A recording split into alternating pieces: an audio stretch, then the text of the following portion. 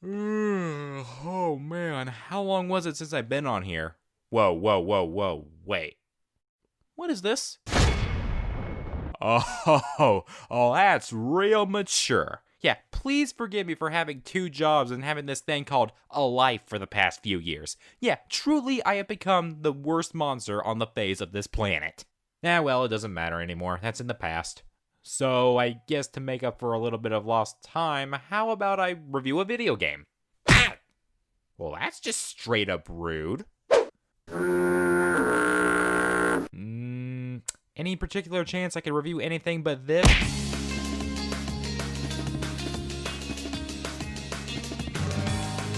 So I know you're probably expecting me to start the video off with a stereotypical Sonic has had a rough history cliche, but the last thing I want to do after a long hiatus is to be spouting a common thing said in a Sonic video.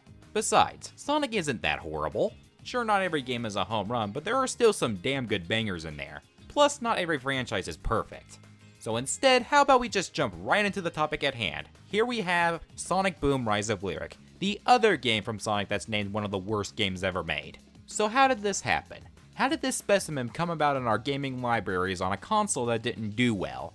Well, it all circles back to 7 years ago. You see, back in 2013, Sega reached an agreement with Nintendo that the next 3 Sonic games will be sold exclusively for Nintendo consoles, which were, at the time, the Nintendo 3DS and the Wii U. Sonic Lost World and Mario and Sonic at the Sochi 2014 Olympic Winter Games came out the exact year. Then the very next year came the third game in the agreement.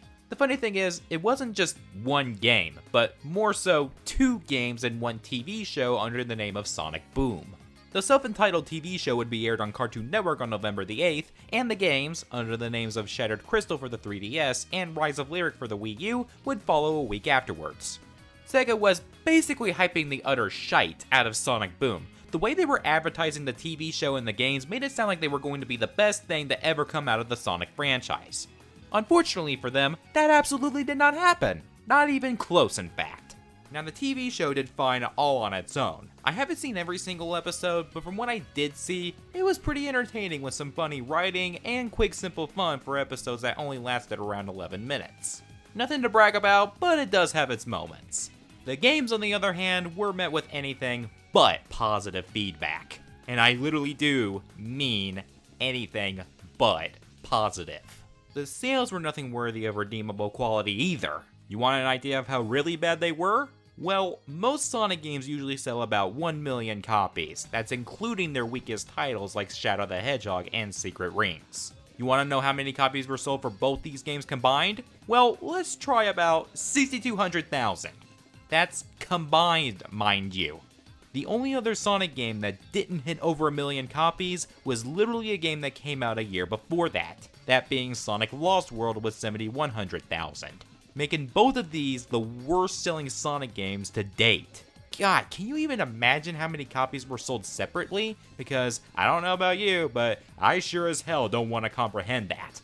Needless to say, they didn't exceed expectations. So for today, I'm going to take a look at what many people consider to be the worst of these 2 games, Rise of Lyric. So without further ado, after a long as unmotivated hiatus from the lazy bastard himself, for celebrating 2,000 subscribers, let's take a look at the ever so infamous Sonic Boom Rise of Lyric.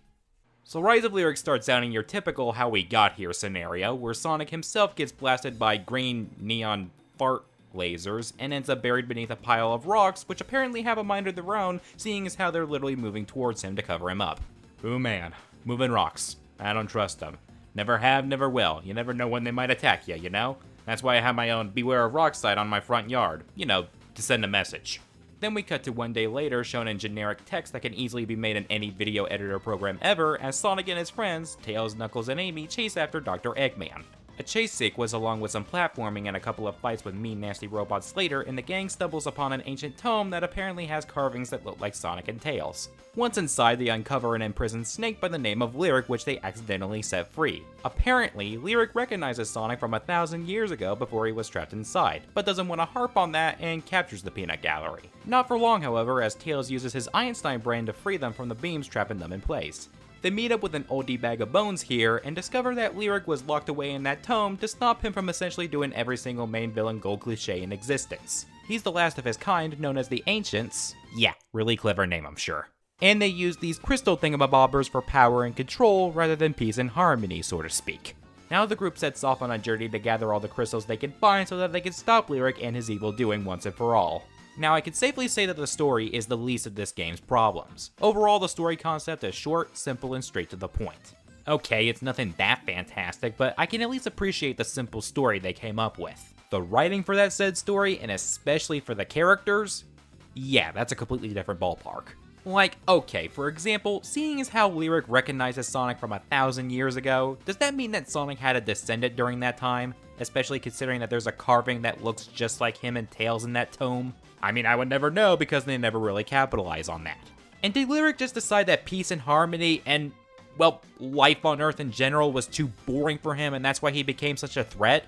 Throughout the game, we're never given a clear understanding as to why Lyric became the idiotic reptile that he is. He doesn't have any kind of character to him other than, he's the villain, ooh, be scared of him, he's severely threatening, ooh. Okay, this is gonna sound a little crazy to say, but I can see Lyric being an intimidating villain. I really can. I can see the direction of what they were trying to go with for him. But looking like a snake and being a threat from 1,000 years ago does not automatically give you any bonus points. There's still nothing interesting about him. So in result, he's just a bland villain. Even when he eventually teams up with Eggman, he's still a walking blank slate who just has a huge boner for wanting to take over humanity. There's not much story aside from what happens in the beginning anyway, and they never really discuss about what might have caused the events to happen 1,000 years ago when Lyric became destructive. And even if they did, well, it's few and far between. The characters mostly make a couple of comments and questions followed up with some lame jokes and go on their way. At least it's safe to say there's not much to talk about story-wise because there's barely any present in the game. Either way, it's not really all that investing. Now we're getting into the characters. You only have Sonic, Tails, Knuckles, Amy, Dr. Eggman, Lyric, and okay, I guess we could throw Metal Sonic in there to keep up with. Too bad that every character is insufferable to sit through. I tell ya, dealing with these characters, mainly the 4 protagonists, is like this. Imagine you're Red Foreman from that '70s show. Now you love your son, you want to make sure that he has a successful future, but every now and then you're just done with his bullshit that you just want to stick your foot up his ass because of how dumb he is. And it also doesn't help that he has 3 friends and they're even bigger dumbasses than he is. And you just want to grow 6 more feet just so you can shove them up their asses as well. But you can't do anything about it. You have to take care of them, mainly because you're forced to by law. That's basically what dealing with these characters is like in a nutshell.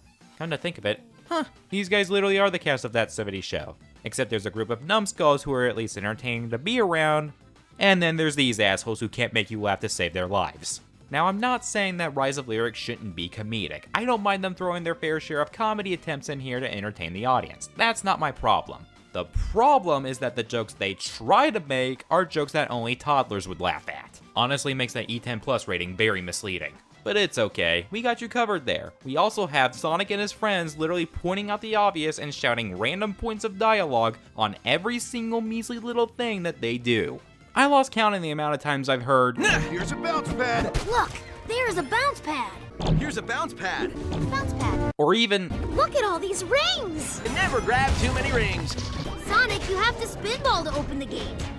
Sonic, this zip wire will be our best bet.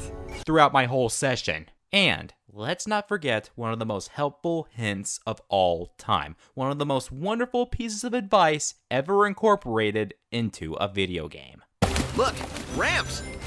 We can use these as ramps. Mwah, it's beautiful, majestic, wonderful advice. Back away, Elizabeth from BioShock Infinite. Your help ain't nothing compared to this. Now look, if they only did this to introduce these elements into the game, that's one thing. It would be helpful to tell the players what bounce pads and rings do, especially if it's your first time playing. But having these 4 jackasses constantly talking and having them point out obvious shit throughout the game gives me the idea that the people working on this game were treating their audience, the people playing their game, like they're idiots. Which again makes me feel like the E10+ rating is a little misleading. Their stupidity combined with their cunty attitudes don't really make up for it either. Okay, flashback to the beginning of the game. Amy at first was hesitant to go inside the tomb because, insert I have a bad feeling about this quote here. But ultimately, Sonic saw that him and his friends were outnumbered and that Metal Sonic got involved, so he decides to open up the tomb as a means to escape. An obvious under pressure scenario where he had to think fast as a way to save him and his friends. When they're exploring the place and finally stumble upon Lyric, the very first thing that all three of them do is automatically put the blame on Sonic as if he did this in a malicious attempt to screw them over. The way they act, you would swear that they overheard him giving a compliment to a Nazi. That's literally what it feels like. Now look here, you little shits. How the hell was he supposed to know that going inside a tomb would lead to the releasing of a psychopathic snake wanting to kill the whole damn planet? He ain't a damn fortune teller, he can't foresee this unfortunate future. So yeah, stop giving those damn evil glares when you three are also responsible for this crap, since you helped Sonic out when accidentally releasing Lyric. I also find it a wee bit hypocritical to be pointing the finger at one person and blame him entirely for what happened, when near the end of the game, once you finally get all the crystal thingamabobbers, Lyric traps Sonic, and I absolutely use that term in the loosest way possible, with several of his robot servants, and instead of fighting them alongside him, they ever so freaking idiotically hand him over all the goddamn crystals thinking that they'll leave him alone, but not understanding that, hello, he's the daggum villain who's more than likely lying, which turns out to be exactly what happens and they shoot at him anyways. So in other words, that made the entire negotiation pointless as all hell. Pretty scummy of you twice as stupid idiots to backstab your own friend like that. There's also a very important question I have to ask you, very important here. That of which being, why in the hell is Shadow the Hedgehog here? Oh yeah, did I forget to mention Shadow the Hedgehog is in this game? You would think his inclusion would mean that he has an impact on the story somehow in this game, right? Well, normally that would be the case, if he didn't appear in only 3 scenes in the entire game. I kid you not, his only appearances are at the very beginning of the game where he spots Sonic and his friends, somewhere around the middle of the game where he confronts Sonic and Tails with an argument that could pretty much be summed up as followed.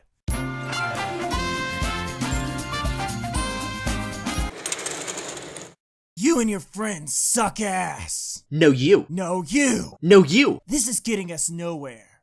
Let's just fight. No, you. Wait, what? Falcon kick! And at the ending when you've already beaten the game. So if you erase Shadow from the game, literally nothing would change because of his lack of screen time. And yet he gets his own boss battle as if he's actually trying to hold a purpose, when really, it's the biggest waste of time. I mean, did ya really have to include the Edgelord in your game somehow? He really isn't that much of a precious snowflake, you know, far from it. Pretty much a dead giveaway at this point, but while the story is nothing too bad and really is just an average simple concept despite some improvements that it could have had, the writing and characters are just all over the damn place. One thing I think could have helped make things a little bit more interesting is have someone who had an ancestor from the past who dealt with Lyric included in the game to help Sonic and the gang to give an idea how to stop him. Either that, or have them come across new discoveries on why Lyric became who he was. That way we all learn something new about him as we dive deeper into the game. You know, give him some character development. And for crying out loud, the characters needed to talk less and stop trying so damn hard to be funny. Not saying be a dull, irritated grandparent, but at the same time, just let the people play the damn game without so much pointless jabber. I'm pretty sure you can make out how the presentation holds up. If the footage I've shown you even up to this point wasn't any indication as to how Sonic Boom Rise of Lyric looks like visually, then quite frankly I don't know how to help you there. Maybe call myself a genius and say that Project X is the greatest movie ever made. But that wouldn't be fair to you guys if I stopped right there. Besides, it's my duty to discuss this in full depth. At least to the best of my ability. Funny thing is that the game didn't look nearly this incomplete when the trailers came out. When you look at them, I mean, they didn't look 1,000 times better, but at least it looks more complete and interesting compared to what we got in the final product. Looking at this visually, you'd swear you were looking at a beta test for how unfinished it looks. Everything's all muddied up, dull, or way too bright with badly chosen contrasting colors. Hell, this game literally hurts my eyes every now and then. Character models also look like they were made out of clay, like they were trying to create a claymation-like video game. So having the models on these weird, odd backgrounds, they don't look like they belong together. For real, I'm legit shocked to say that this is even a Wii U game. Okay, say whatever you will about the Wii U, it didn't last long, the games we got on there eventually got ported to the Switch, and okay, sure, you can even say that it was a failure of a console considering how short-lived it was. But at least give it credit that above anything, it had a pretty good virtual console library. And also, the great games that did come out before getting ported looked pretty damn amazing. Everything flows together, the character models fit in with the scenarios in question, nothing sticked out like a sore thumb. This, on the opposite end, looks like a game that came out during the PS2, Xbox, GameCube, and DS era. But even then, games that came out around that time still looked visually more appealing to the eye compared to Rise of Lyric. I'm even more surprised that the music selection here is unbelievably forgettable. In a freaking Sonic game for that matter. You know, Sonic the Hedgehog music. A franchise where even people who dislike the games and characters at least fall back to the music and say that it's a sole redeemable quality. You can't make that argument here. Every track, or lack thereof, sounds so bland and generic. It seems like they were focused more on making it blend in with the scenario in question. But it doesn't sound exciting or even original for that matter. This OST is better suited for those music tracks that are supposed to help you sleep on YouTube. That's a better fit instead of a Sonic game. Because when you hear pieces like this,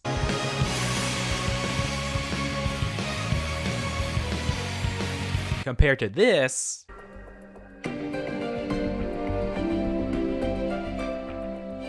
it sounds so out of place. There's no way you could tell me that these are in the same ballpark here. Well, I'm at least thankful that the OSTs in Sonic games after this one were enjoyable. At the very least, Sega and Sonic Team learned from that mistake. And the last thing I should mention, the glitches. There's quite a bit of them in here. Oddly enough, in my personal playthrough of the game, I didn't come across that many. Unless you count every moment where, if you get far away from your peanut gallery, they'll automatically respawn every 10 seconds. In which case, yeah, this happens throughout the whole game. Aside from that, there are multiple other glitches you can find that will just rattle the game to its core. Some of which include falling down an endless pit in the floor you walk on until you quit the game. Fighting off enemies where if you die, they get trapped in the force field so you literally can't advance in the damn game. Having objects float in the air. You know, things of that nature.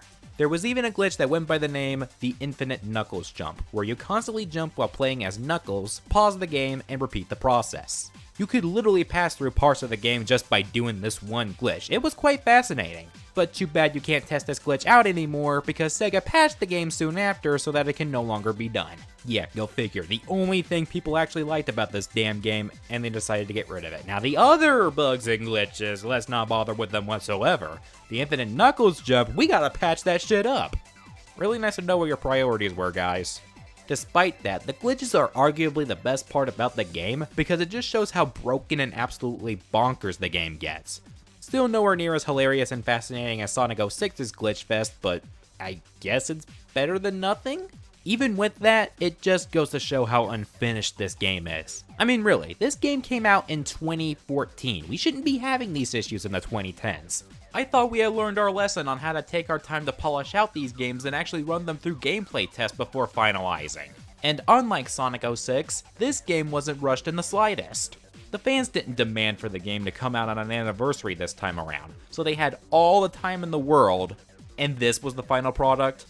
This is what they found totally 100% acceptable? You can't tell me they cared. There's no way that you could tell me that you could take a look at this and tell me that the people working on this game actually gave a crap when developing Rise of Lyric. Even if you set a current release date for the game, I'm pretty sure you'll be allowed to delay the game when necessary if the game needs more time to be fleshed out. The following games were originally scheduled for a certain release date, but were eventually delayed to patch out anything and to make sure the games weren't buggy and functioned correctly. And in the end, those games still managed to be great even if we had to wait a little longer, and I feel like this would have been good as well, at least from a graphics standpoint, had the developers cared enough to actually do anything about it. So now comes gameplay. Unlike most Sonic games, Rise of Lyric plays out like an action-adventure game where you explore the open, clay, and dull world and perform combat. You also have speed sections, sorta like the ones we're used to seeing in the Sonic franchise, and on minor occasions you have some puzzle solving. As expected, you play as Sonic, Tails, Knuckles, and Amy, who all have different gameplay styles. You can pretty much tell who has what. Sonic has his speed and homing attacks, Tails can fly and has gadgets at his disposal, Knuckles has his brute strength what he can use to climb on walls and dig underground, and Amy is pretty much more ninja-like, using her hammer to climb on poles, and she's the only character who can triple jump. Every character also has these things called inner beams, which they use to hang onto speed rails with, remove enemy shields, and solve the puzzles with. Now the gameplay should be the best part about this game. It does have some unique ideas, and this combat system actually sounds pretty fun. Unfortunately, the execution doesn't quite hit the mark. For one thing, I don't think they use the characters' abilities to their fullest. I mean, sure, all 4 characters play differently, but I don't feel like they took full advantage of that. I feel like they could have added some more gameplay traits so that they stand out more. Especially considering that despite featuring different combos to pull off, you can pretty much just spam one button throughout the whole game. Aside from enemies who have shields and enemies in the air where the inner beams are required, All your enemies can be beaten by spamming one button no matter what character you play as. I also need to point out just how bland this enemy roster is. Literally all the enemies in this game are robots. Every single enemy is your run-of-the-mill, generic, boring, basic robot design that you can think of. So there's no variety with the enemies either. What could have made this better was creating more enemies who are either weak or strong towards a certain playable character you use. Give them more strength and health, make it so they don't go down so easily. How about getting new abilities along the way as you progress further into the game for the protagonists? Maybe have the combos actually do more damage and have a system where you can make the characters have stronger attack or defense when you level up like in various RPGs. I feel like that could have made the game a lot more exciting and fun, because to be perfectly blunt, the whole game is pretty freaking boring. It sounds fun to beat people up in a video game. It sounds fun to do that while playing as Sonic the Hedgehog, but because they didn't attack this game and fully executed the gameplay, I was so bored out of my mind throughout the majority of the game. Well, at least they give you a health system consisting of rings. The max amount that you can hold is 100, and you lose 10 rings every time you get hit by an enemy instead of losing them all. At the very least, they balance this out so that when you die, you go right back to the same spot where you died. Or just end up at this, I'm guessing, is a checkpoint? So basically, there's no trial and error. It's all null and void. In which case, I have to bring out the same question I have to ask for certain games like the 2008 Prince of Persia game. If there's no trial and error in games such as these, what's even the purpose of playing the game? The reason we have that is to push the player a little bit and have them learn from any mistake they make and try to take a different approach when playing a video game. Not saying it's always perfection. There are games that use this approach but ramp it up to agonizing levels of unfair, but I could still at the very least appreciate that over no trial and error at all. It just feels like this game is holding your hand and making it way too easy on you the entire time. They also try to add some extra objectives by including side missions, but really, there's no reward out of it that's actually worth giving a damn to do them. There's even one mission in the game that feels like the developers needed something, anything really, to further the game in any way, shape, or form, so they threw in this incredibly pointless mission where Knuckles and Amy save some miners. It has no impact on the story, no helpful insight on how to stop the main villain, nothing. It's the most pointless mission you'll ever encounter in any game, I guarantee you. Come on now, don't go throwing around a mandatory mission in here if it's only there to waste time, you imbeciles. To hell with this crap. I'm just gonna chill right here on the beach to distract myself from this dumb shit. Wow, that's actually amazing. You cannot make this up. I don't know what's better, the fact that touching water that ain't that deep results in an instant death, or the fact that these four have over-the-top drowning reactions, almost like they were electrocuted in the water. Okay, that is also one of the only good things this game has given me so far, even if it's way too ridiculous. I'm still just sad on how bad the gameplay is though. Of all the things that should have been great, where everything else went wrong, this should have been the shining moment. Once again, I feel like they had the right intention, but it easily could have had a lot more potential, and it just feels like a blown attempt at a cool idea that is so fitting for a Sonic game. It's a damn shame, y'all. Damn shame. This looks like it's seen better days. You pretty much know what my final thoughts on Sonic Boom Rise of Lyric are at this point. It ain't good. It's not that good at all. It bums me out because, like with most Sonic games where everyone else was skeptical and already assuming that this game was gonna bomb right out of the gate, I was one of the few people that actually wanted this game to be great. When you think about it, had the game been put in the right hands, this probably would have been another one of Sonic's best games that he has in his library. Action-adventure styled beat 'em up with a crazy psycho dumb dingus wanting to terrorize mankind, this is something that was practically gift-wrapped for Sonic. And sadly, it had to fall flat right on its face this badly in the hands of people who just don't care. To have this whole experience be this boring was probably one of the biggest letdowns I've ever had the unfortunate mispleasure of going through. But if anything, the best way to summarize my experience with this game is disappointed. Don't get me wrong, I still groaned at all the stupid crap this game gave out, and I hated how Big Red Button downgraded Sonic to this many levels of extreme, but I'm more disappointed than anything. Mainly because when I look at the game we could have gotten compared to what we did get, it just upsets me and gives me this whole what if scenario. To be honest, if there's any game out there that could potentially be remade, and trust me, there's plenty out there, this is one game that I personally think needs to be remade one day. Just give it into the hands of people who actually care about this damn franchise and about how good their video games are in general. It really bums me out that people are getting tired of Sonic thanks to games like Rise of Lyric. Some are even going as far as saying that the franchise needs to die, which, yeah, that's a little harsh if you ask me. But at least Team Sonic Racing was fantastic, and it seems like people are hating on the franchise less now that it's released. It's a step in the right direction. I just pray that we don't have another one of Sonic's games ending up in the Hall of Shame as some of the worst games ever made yet again. Otherwise, God, who knows what'll happen to the Blue Blur later down the line. Well, looky here, finally got a video released after being inactive on here for a long time. So that means it's time for me to go back to being a lazy ass and chillax in my sanctuary. Maybe get it locked away for several years? But hey, at least I'll still have Dexter. Yeah, hi Dexter, hi. You'll make great company now, will you? Actually, I don't think you can because we're sending you off to a new family.